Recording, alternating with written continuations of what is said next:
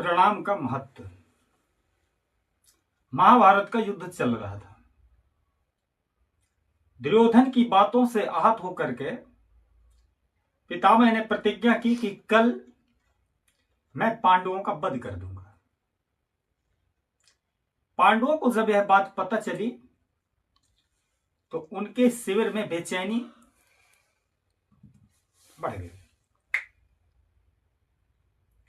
तरह तरह की आशंकाएं उनके मन में व्याप्त होने लगी। तभी श्री कृष्ण ने द्रौपदी से कहा कि अभी मेरे साथ चलो, और उसको अपने साथ लेकर के पितामह के शिविर में पहुंचे।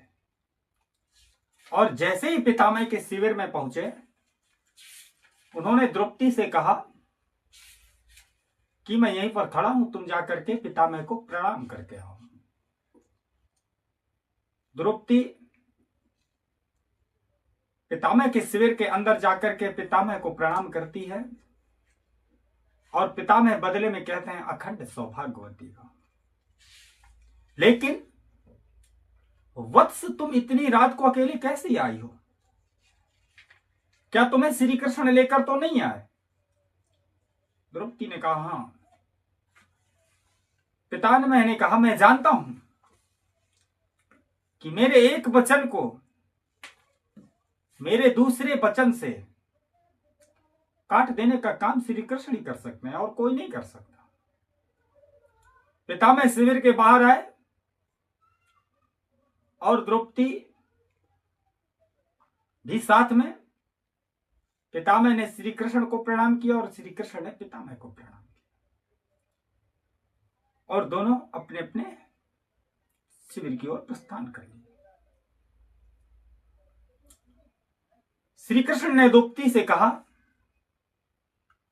कि आज आपके एक प्रणाम से आपके पतियों की जान बच गई। यदि आप